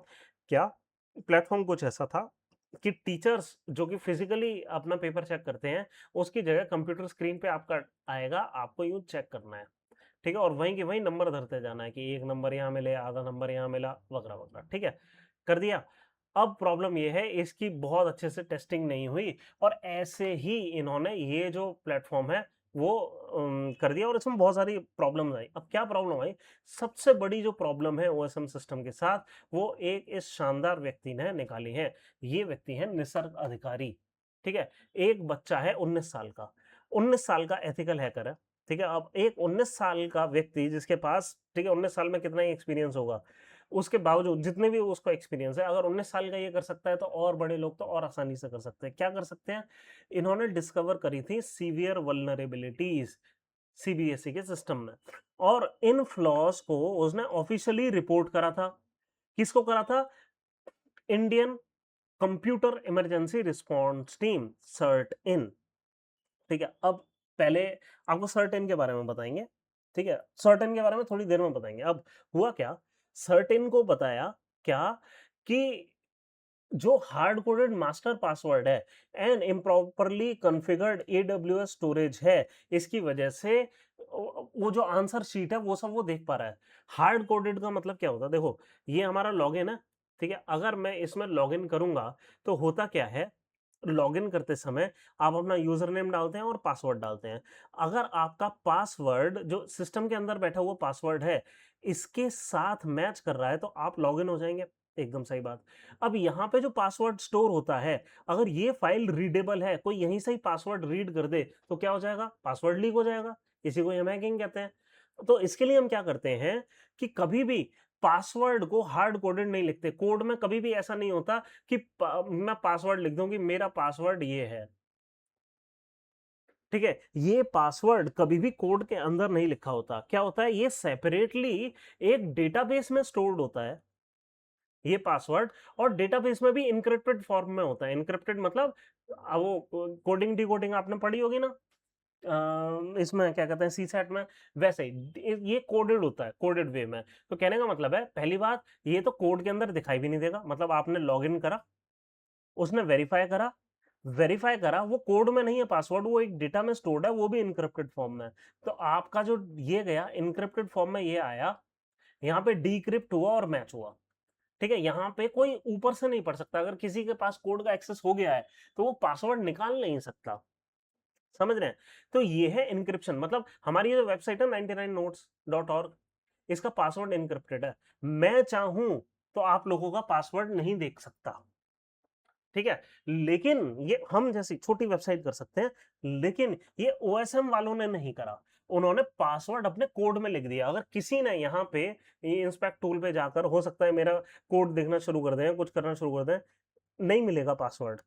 इनका मिल गया। निसर्ग अधिकारी ने कुछ नॉर्मल चीजें करी, ठीक है, जो एक एवरेज एथिकल हैकर कर सकता है, उसको बड़े प्यार से पासवर्ड मिल गया।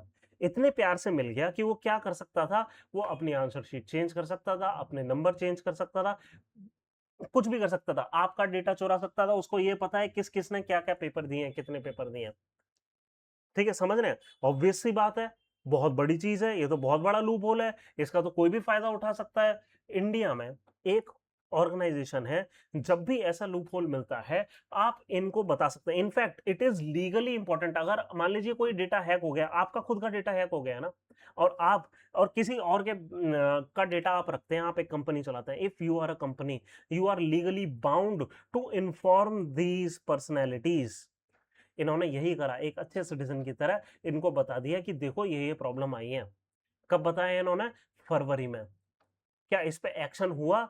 कब तक नहीं हुआ? ओएसएम हो गया, पेपर हो गया, ओएसएम हो गया, लोगों के नंबर आ गए, और अभी तक ये लूपहोल रह गया था।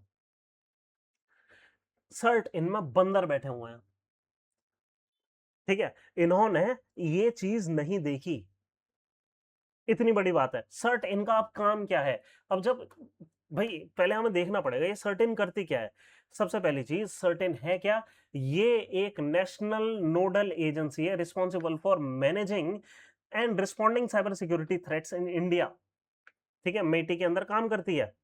और इसका काम क्या है एक्चुअली, ये जो इमरजेंसी रिस्पांस टीम है, what type of emergency does it respond to? It responds to even terrorist attacks on Indian web infrastructure.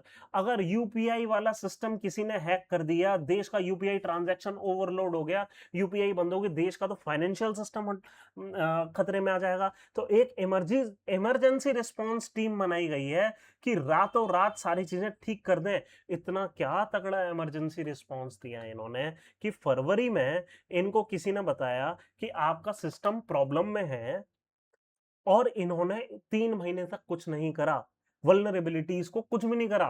बेचारा बंदा परेशान हो गया, उसको ट्विटर पे आकर डालना पड़ा कि भैया देखो देश के साथ धोखा हो रहा है, आपके आंसर शीट्स आ रही हैं। ठीक है, तो despite receiving acknowledgement from the agency, agency ने कह दिया कि ओके हम देख लेंगे, पर देखा नहीं। Vulnerabilities were left unpatched for month, he went public with his finding, और उसने रिपोर्ट करी। ठीक है, this breach exposed approximately 93 lakhs rows of sensitive data, encrypted student data, personal identification. आप समझ रहे हैं इससे क्या हो सकता है? पूरी एक पीढ़ी बर्बाद कर सकता था पाकिस्तान, अगर ढंग के लोग वहां बैठे होते। ठीक है, अगर इतनी आसानी से एक 19 साल का बच्चा कर सकता है, अगर चाइना अपनी पूरी टीम निकाल देता तो हम अपना पेपर कंडक्ट नहीं कर पाते। एक पूरी पूरी पीढ़ी बर्बाद होनी थी।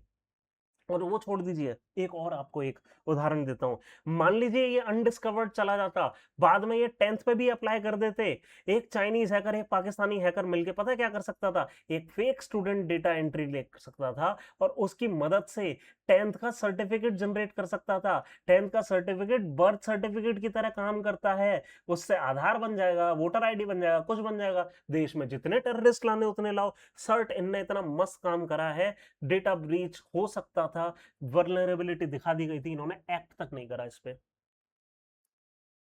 ठीक है, तो alarm were raised regarding the systemic issues with data sovereignty. अभी हमने पिछले न्यूज में डेटा सॉवरेनिटी पढ़ा था। डेटा सॉवरेनिटी क्या होता है? कि किसके पास मालिकाना हक है इस डेटा का। ये डेटा किसका है? ये डेटा है पब्लिक का। ठीक है, पब्लिक ने क्या करा है कि पब्लिक ने क्या करा है कि आप पे भरोसा करके आपको डेटा दिया, और आप क्या कर रहे हैं उस भरोसे के साथ, उस कांच की शीशी के साथ इस तरह कैच कैच खेल रहे हैं कि कोई फर्क ही नहीं पड़ता, है ना? तो डेटा सॉवरेनिटी का इशू है। ये डेटा किसका है? ये डेटा, क्या ये डेटा एनटी वो सॉरी सीबीएसई का है? ये डेटा सीबीएसई के पास होना चाहिए था। इवन पासवर्ड्स का डेटा सीबीएसई के पास होना चाहिए था। ये प्राइवेट टेक्नोलॉजी कंपनी जिसने ये सॉफ्टवेयर बनाया है, ये पासवर्ड आज भी इस प्राइवेट टेक्निकल वेंडर के पास कैसे है? सीबीएसई के पास ये पासवर्ड्स क्यों नहीं थे? इस सब का एक्सेस इनके पास क्यों नहीं था? इनके पास खाली कोड बेस होना चाहिए, डेटा नहीं होना चाहिए। डेटाबेस सीबीएसई के पास होना चाहिए था। ये खाली टेक्नोलॉजी प्रोवाइड कर रहे हैं, डेटा नहीं प्रोवाइड कर रहे। डेटा तो इनका है ना, और पब्लिक का है। तो भाई ये तो सिस्टेमिक इशू हो गया ना डेटा सॉवरेनिटी का, राइट? तो वेंडर, तो as the private technology vendor contracted by the board allegedly stored the exam sheets in the public cloud environment। Exam sheets को पब्लिक क्लाउड एनवायरनमेंट AWS वगैरह पे store कर रहे हैं। हमारा डेटा विदेशों में स्टोर हो रहा है, ठीक है, विदाउट फंडामेंटल ऑथेंटिकेशन चेक्स। समझ रहे हैं? इन्होंने दो चीजें बताई हैं। क्या? तो एक तो पासवर्ड गलत तरीके से स्टोर था, और एक उन्होंने कहा था ये जो AWS क्लाउड स्टोरेज बकेट थे वो ठीक से कॉन्फ़िगर्ड तक नहीं थी।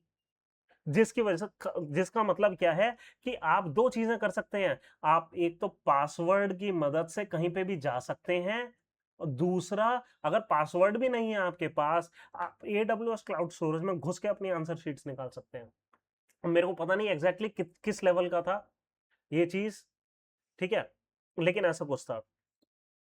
ठीक है, मतलब हम इमेजिन नहीं कर सकते हैं क्या रहा होगा। ठीक है, ऑब्वियसली। आगे चलते हैं, अदर इश्यूज। ये तो चलो ये इशू थे। चल, इस कंपनी ने सिक्योरिटी के साथ खिलवाड़ कर दिया। सॉफ्टवेयर तो अच्छा बना है, सॉफ्टवेयर में क्या प्रॉब्लम है? नहीं, सॉफ्टवेयर में प्रॉब्लम है सर। क्या सॉफ्टवेयर में प्रॉब्लम है? कि लोगों के लोअर देन एक्सपेक्टेड मार्क्स आ गए। तब जाकर एक बार देखा इन्होंने, यार ये दिक्कत क्या है, ग्लिचेस आ रही हैं क्या? जब लोगों ने अपने आंसर शीट देखी, ब्लर्ड आंसर शीट है, ठीक से स्कैन नहीं करा, मिसिंग पेजेस हैं, मिसमैच आंसर है, एक बंदे की आंसर शीट किसी और के नाम पे चढ़ा दी है। ये बात होती है ना, सॉफ्टवेयर तुम अच्छा बना रहे हो ना उसकी सिक्योरिटी देख रहे हो, तुम हो क्यों? फिर वेंडर की हिस्ट्री पे आते हैं, हो क्यों, यही पता कर लेते हैं। ये पता लगा कि प्रीवियसली किसी और नाम से जाना जाता था, और इसने तेलंगाना में 2019 में एक और फियास्को कर रखा है, उसमें भी कई बच्चे ने खुदकुशी कर ली थी, इसलिए इसको ब्लैकलिस्ट कर दिया था, और इन्हीं महाशय को दोबारा दे दिया फिर से नाम बदल के। वाह। ठीक है, अब स्टेटमेंट क्या आई है सीबीएसई से कि फॉलोइंग वाइड स्प्रेड प्रोटेस्ट वगैरह वगैरह, उन्होंने कहा अब हमने सब कुछ सही कर दिया, गुड, बहुत अच्छी बात। The board has mobilised security cyber security professional from national technical agencies, ये वो आईआईटी से नाम ले लो बस। फिर running software application into high stakes environment without protracted multilayer testing, इन्होंने टेस्टिंग नहीं करी, टेस्टिंग का काम तो इनका था, गधे। चलो आगे चलते हैं।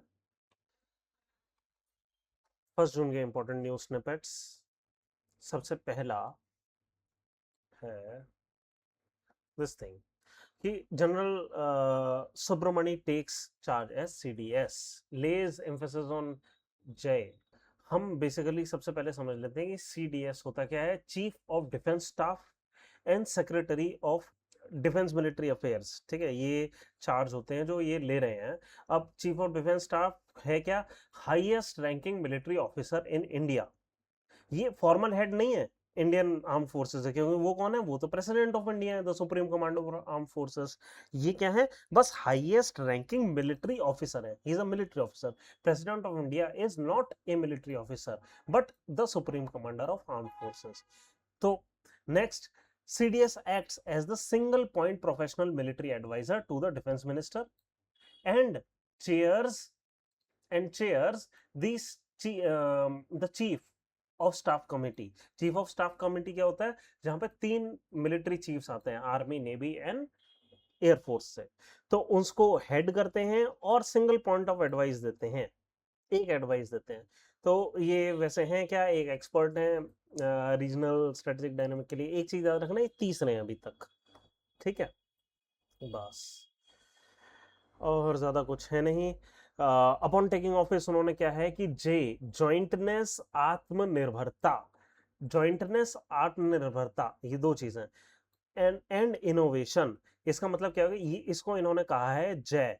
तीनों शब्दों का मतलब क्या बैठ रहा है, जॉइंटनेस मतलब हमारी जो तीनों आर्म्ड फोर्सेस हैं, आर्मी नेवी एंड एयरफोर्स, ये मिलके काम करें। आत्मनिर्भरता, ये जो प्लेटफॉर्म्स यूज कर रहे हैं वो इंडियन प्लेटफॉर्म्स हों, ठीक है, ताकि हम किसी और पे रिलाय ना करें। और इनोवेशन, हम अपने खुद के इनोवेशन, हमारी क्या जरूरत है उस हिसाब से इनोवेट करें, ठीक है, विच इज अमेजिंग, गुड, और यही होना चाहिए, और हमेशा से हम करने की कोशिश भी करते आने हैं। ऑब्वियसली बड़े चैलेंजेस रहे हैं, ठीक है। तो बस यही है, his immediate command mandate focus on accelerating India's ambitious military theatrisation plan. Theatrisation plan मतलब हम अपने साइलोज में काम ना करें, आर्मी नेवी एयरफोर्स अलग अलग तरीके से। मान लीजिए ये इंडिया पाकिस्तान बॉर्डर है, ये पाकिस्तान है, ये इंडिया है, हम इसको एक वेस्टर्न कमांड की तरह, वेस्टर्न थिएटर कमांड की तरह लें कि यहाँ पे गुजरात के बॉर्डर पे नेवी अपना काम कर रही है, यहाँ से एयरफोर्स अपना काम कर रही है, और आर्मी अपना काम कर रही है, और तीनों मिल के ये काम कर रहे हैं। इस तरीके से लग ही ना रहोगे तीन अलग फोर्सेस हैं, नहीं है तीन अलग फोर्सेस, पर फिर भी कभी कभी लगता है। तो इंटीग्रेटेड काम करें, ये नहीं होना चाहिए कि जो आर्मी का स्ट्रक्चर है वो ज्यादा महत्वपूर्ण हो, और नेवी का जो स्ट्रक्चर है वो ज्यादा महत्वपूर्ण हो। इंस्टेड कि मान लो ये वेस्ट में और ये वेस्ट में, इनके बीच में लिंक से ज्यादा इंपॉर्टेंट ये वाला लिंक हो, ऐसा नहीं होना चाहिए, ठीक है, तीनों को मिलकर काम करना है कुल मिलाकर। तो ये बात करी गई है। नेक्स्ट है नेपाल पीएम के बारे में, एक उन्होंने स्टेटमेंट दे दिया है अजीब सा, क्या कि नेपाल प्राइम मिनिस्टर बलेंद्र शाह ने क्या करा है, हमारे जनजी प्राइम मिनिस्टर एक आए हैं नेपाल के नए, triggered an intense political controversy within the Nepali parliament by stating during official sessions that Nepal too had encroached upon Indian sovereign territory. उन्होंने भी करा, हमने भी करा, कौन सी बड़ी बात हो गई, अरे बोलते बोलते थोड़ी सी जबान फिसल जाती है, ठीक है। अब क्या कर दिया इन्होंने कि this represents unprecedented public acknowledgement of cross border overlapping occupation ठीक है। और ये सारी चीजें इसके लिए ना, अब हुआ कि जैसे ये बैकलैश वगैरह हुआ, और आपको पता ही है कि कहाँ पे सबसे बड़ा डिस्प्यूट है, वो है काला पानी डिस्प्यूट, जिसको लेपो लेक वाला जो इलाका कहते हैं, वहां पर ये डिस्प्यूट है। एक बार मैं जल्दी से आपको बता देता हूँ काला पानी डिस्प्यूट क्या है, यहाँ पे सर्च करके काला पानी डिस्प्यूट, डिस्प्यूट देखो, ये है हमारा रीजन, कौन सा, ये है नेपाल, ये है इंडिया उत्तराखंड, ये है चाइना। अब यहाँ पे हल्का सा हम फोकस कर रहे हैं, ठीक है, आपको ये मैप दिख रहा होगा। अब है क्या कि जो इंडिया और नेपाल की बाउंड्री है goes along this line, and what is this line, this is Kali nadi, ठीक है, काला पानी जिस इसको कहते हैं। अब ठीक है, इसके अलोंग ये आगे शारदा वगैरह में जाकर मिल जाती है, नाम ये मान लो इसी का ही नाम शारदा हो जाता है। अब इसका ओरिजिन पॉइंट ये है या ये है, इस पे एक डिस्प्यूट है। इंडिया कहता है ये है इसका ओरिजिन पॉइंट, जिसकी वजह से ये पूरा इलाका इंडिया का है। नेपाल कहता है नहीं, ये है इसका ओरिजिन पॉइंट, जिसकी वजह से ये इलाका उसका है। तो ओवरऑल जो डिस्प्यूट है वो किस चीज पे है, वो इस चीज पे है, दो ओरिजिन पॉइंट्स और उसका ये विद चाइना। तो ये एक डिस्प्यूटेड टेरिटरी है, आप समझ रहे हैं। तो ये ओवरऑल हमारा डिस्प्यूट है। अब वापस आते हैं हम हमारे इस पे न्यूज पे, कि ये तो डिस्प्यूट चल ही रहा था, अब इन्होंने ये और कह दिया, नेपाल ने भी तो और एनक्रोच करा है भाई, वो क्यों एडमिशन कर रहे हैं कि उन्होंने एनक्रोच करा है। ऑल्दो मैं आपको बता देता हूं कि ये जो पूरा रीजन है, ये जो पूरा ट्रायंगुलर रीजन है, this thing is currently with India. क्यों, क्योंकि यहां से इंडिया ने पोस्ट बना रखी है जहां पे चाइना की तरफ हम निगरानी रखते हैं, है ना, and this is very important for Indian security purposes. China तो कहता है नेपाल को दे दो, हम ये नहीं मानते, ठीक है। अब चलो क्या कह रहे हैं कि अब ये तो ये चल ही रहा था, और इसमें ये कैसे मान रहे हैं, अब जब ये हमारे पास है तो नेपाल ने क्या इनक्रोच कर रखा है। अब ये कहां से आई है बात कि following a severe political backlash from opposition benches, Nepal के फॉरेन मिनिस्टर ने क्या कहा है, इमीडिएट स्ट्रक्चरल क्लैरिफिकेशन दिया। क्या क्लैरिफिकेशन दिया, अब इनका क्लैरिफिकेशन और इंटरेस्टिंग है। जो 10 गज एरिया है, अब ये 10 गज एरिया क्या है अभी हम देखेंगे, जो टेक्निकल बाउंड्री है वो रिवर के इस साइड भी, मतलब अब क्या है कि रिवर क्या है अपना फ्लो चेंज कर देती है। मान लो पहले येलो कलर का फ्लो था, बाद में ये हो गया ग्रीन कलर का फ्लो फ्लो हो गया कुछ ऐसे। अब क्या फ्लो ऐसे हो गया तो हुआ क्या, इस टाइप का मान लो कुछ फ्लो हो गया कि यहाँ यहाँ तक नेपाल के लोग आ गए। मान लो ये नेपाल, उल्टा कर दिया मैंने, येलो वापस ले लेते हैं, ये नेपाल है। अब क्या रिवर यहाँ से जा रही है तो वो लोग यहाँ तक आ सकते हैं, तो उन्होंने यहाँ पे खेती करना शुरू कर दिया इस इलाके में मान लो, ठीक है। और जब यहाँ पे है ये इलाका किसका, ये ओरिजिनल बाउंड्री थी येलो, ये इलाका इंडिया का है, लेकिन खेती ये लोग कर रहे हैं, है ना। तो ऐसी कोई चीज हो सकती है इस टाइप के एरिया को, जहां पे, जिसको कि 10 गज एरिया कहते हैं। 10 गज एरिया क्या होता है, 10 गज तक वो एरिया होगा जहां पे नो मैंस लैंड होगा। क्यों, क्योंकि हम रिवर को एक स्पेस देना चाहते हैं कि वहां पर मतलब वो एक्सपेंड कर सके नदी, ठीक है, और उस नो मैंस लैंड में कोई नहीं जाएगा। लेकिन ओवर द डेकेड हुआ क्या है, changing river courses and agriculture expansion की वजह से बहुत ही पोरस बॉर्डर वगैरह हो गए हैं, और इसकी वजह से क्रॉस बॉर्डर ऑक्यूपेशन हो गया है। लोग एक दूसरे की जगह पे खेती करने लगे हैं, चाइना वो इंडिया के नेपाल में, नेपाल के इंडिया में, ठीक है। तो ये चीज हुई है, और ये है हमारी जो ग्राउंड रियलिटी है, और इसके बारे में एक्चुअली वो कह रहे थे, है ना। तो ये क्लैरिफिकेशन आया है, ठीक है। तो ये है एक्सप्लेनेशन क्या, 10 यार्ड मतलब एक्चुअली अप्रोक्सीमेटली 30 मीटर, वो बोला गया है। 10 गज पुराने जमाने में बोला जाता था, अब 30 मीटर वाला एरिया है जिसको नो मैंस लैंड कहते हैं, ठीक है। और ज्यादा इंपॉर्टेंट नहीं है। तो बस यही है, थोड़े से जनजी प्रधानमंत्री हैं, क्या बोलना है अब एकदम से, वो पॉलिटिकल इम्प्लीकेशन क्या होता है, नए नए आए हैं ना अभी नेतागिरी में, तो पॉलिटिकल इम्प्लीकेशन क्या होता है पता नहीं लगता। अभी बोल रहे हैं मेरी जबान टूट गई, मुंहों से निकल गई मेरे। चलो, फिर India Oman pact holds promise for farms factories and small businesses. फिर क्या है कि हमने क्या करा है, एक सीपा साइन करा है। What is cepa, cepa is an amazing agreement. हम ऐसा नहीं है इनके साथ साइन करा है, हम करते रहते हैं कई लोगों के साथ, इस बार ओमान के साथ साइन करा। देखें जरा क्या है सीपा। सीपा है, is an advance free trade pact, एक फ्री ट्रेड एग्रीमेंट है ये, एक किस्म का, ठीक है, extended beyond traditional goods and goods to include services. अब इंडिया अक्सर क्या करता है, फ्री ट्रेड एग्रीमेंट देशों के साथ करता है, बट इंडिया बहुत ज्यादा फ्री ट्रेड एग्रीमेंट करना नहीं चाहता, क्योंकि हम अक्सर गुड्स तो इंपोर्ट करते हैं, है ना, और सर्विसेज एक्सपोर्ट करते हैं। तो हम अक्सर ऐसा फ्री ट्रेड एग्रीमेंट चाहते हैं किसी भी देश के साथ कि जो कि सर्विसेज को भी इंक्लूड कर दे। सीपा वो टाइप का एग्रीमेंट है, तो ये हमारा वर्जन है एक फ्री ट्रेड एग्रीमेंट का। दुनिया कैसे भी फ्री ट्रेड एग्रीमेंट करे, हम सीपा टाइप का करना चाहते हैं, ठीक है। तो India strategically uses SEPA to strengthen its global economic footprint, particularly in Asia and Middle East। आज तक हमने 4 लोगों के साथ करा है, साउथ कोरिया के साथ 2009 में करा, जापान के साथ 2011 में करा, बड़ा ही कॉम्प्रिहेंसिव पैक्ट था, उसने एलिमिनेट कर दिया था वास्ट मेजोरिटी ऑफ गुड्स पे, ज्यादातर गुड्स पे कोई टैरिफ नहीं है आने जाने के लिए। जापान को भी इससे फायदा होगा, सुजुकी वगैरह इतने सारे इनके कंपनीज हैं, है ना। फिर यूएई के साथ 2022 में साइन करा, जितने भी नॉन ऑयल ट्रेड है उसके लिए। ऑयल ट्रेड हो गया तो भाई ये तो फ्लड कर देंगे हमारे मार्केट को, नहीं, नॉन ऑयल ट्रेड में सब कुछ इंक्लूड कर दिया, मैसिव एग्रीमेंट था। अब जो ओमान के साथ करा है वो और बढ़िया है और तगड़ा है। डिटेल देखते हैं इनका एग्रीमेंट की, क्या कि पहली बात, extended to immediate 100% duty free market access on 98% of product lines। 98% goods को 100% ड्यूटी फ्री मार्केट एक्सेस, मतलब वहां से जो सामान आएगा 0% ड्यूटी, यहां से जो सामान आएगा जाएगा 0% ड्यूटी, इसको कहते हैं free trade agreement. 99.38% of all Indian merchandise by value are covered, ठीक है। इससे पहले खाली 15.3% इंडियन एक्सपोर्ट था, जो कि खाली 5% मतलब हमारा इंपोर्ट था, वो जो 5% सॉरी 5% इंपोर्ट ड्यूटी के दायरे में आता था, खाली 15%। अब हम क्या कर रहे हैं, सारी एक्सपोर्ट लाइन पे एक्सटेंड कर दे रहे हैं।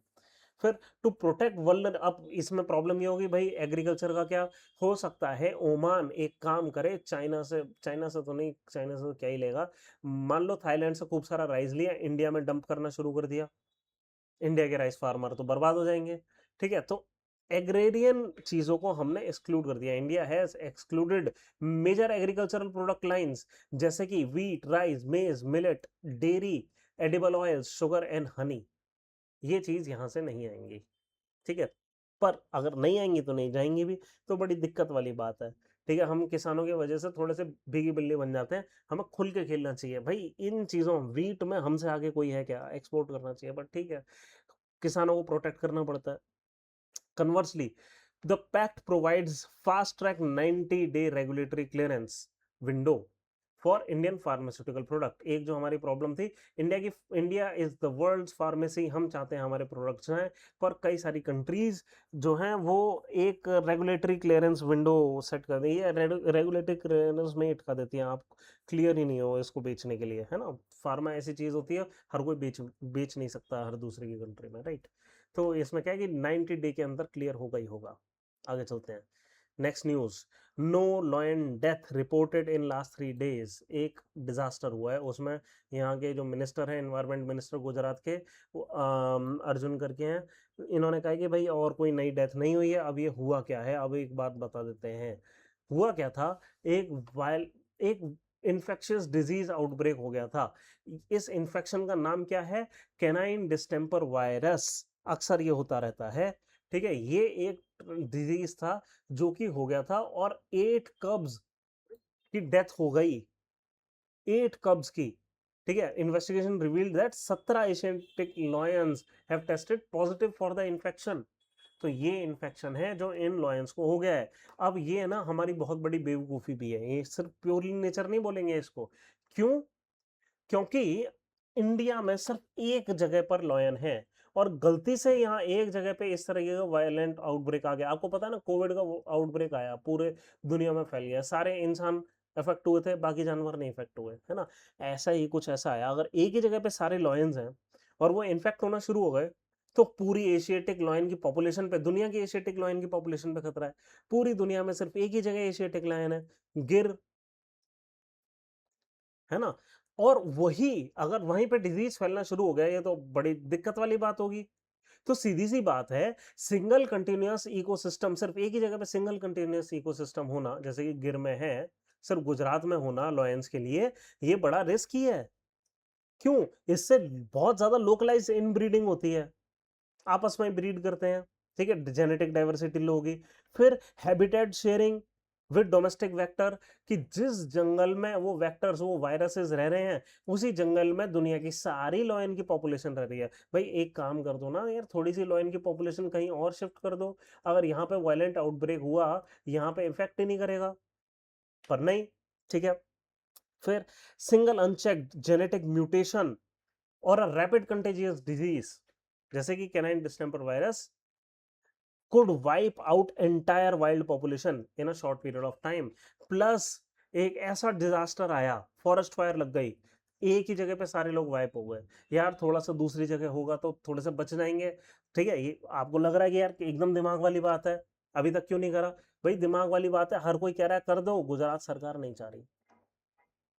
क्यों? सुप्रीम कोर्ट ने रूल करा था कि लॉयंस को डिसलोकेट करो, कहां पे रिलोकेट करो, कहां पे कहा था, कूनो नेशनल पार्क एमपी में करो, ठीक है, पर नहीं करा। सुप्रीम कोर्ट रूल कहा कि in the favour of relocating Lions, ठीक है। ये जो एनवायरमेंटल प्रोटेक्शन है, इंसानों के लिए नहीं होनी चाहिए, इकोसेंट्रिक होनी चाहिए, जानवरों के लिए होनी चाहिए, ना कि anthropocentric. Anthropocentric, anthropos means humans, human centric नहीं होनी चाहिए। कि हम चाह रहे हैं, गिर अकेला जगह है दुनिया में जहां पे लॉयन है, इसलिए हम बड़े पेट्रियोटिक हैं और हम, हमारी वजह से ये होना चाहिए। तो भाई तुम कौन हो? ठीक है, हमें जानवर की पॉइंट ऑफ व्यू से ये सारी चीज देखनी चाहिए। But despite Supreme Court definitive order 2013 में जो आया था, to the translocation to Madhya Pradesh never happened. क्यों? Gujarat government effectively stalled the process, बार बार क्यूरेटिव पिटिशंस डालेंगे, नहीं नहीं हम ये डिफिकल्टी है, वो डिफिकल्टी है, इंटरनेशनल ट्रांसलोकेशन गाइडलाइन फेवर नहीं करते हैं। और फिर एक बढ़िया इंटरनेशनल ट्रांसलोकेशन गाइडलाइन कर दी कि अफ्रीकन चीता इंट्रोड्यूस कर दिए कूनो नेशनल पार्क, जहां पे लॉयन डालने थे। अब जब वहां चीता हो गए तो एक साथ दो एपेक्स प्रेडेटर हो ही नहीं सकते एक नेशनल पार्क में, खत्म प्रोजेक्ट। अब गिर में ही है सिर्फ, ठीक है, और बहुत बड़ा डेंजर है कि सारे खत्म ना हो जाए, ठीक है। अभी तो नहीं हो, अच्छी बात है, एनवायरमेंट मिनिस्टर बाहर आकर कह रहे हैं कि ठीक है आगे चलते हैं, नहीं और कुछ है नहीं, ठीक है। तो बस यही थे आज के करंट अफेयर, कल मिलते हैं, चलिए, थैंक यू।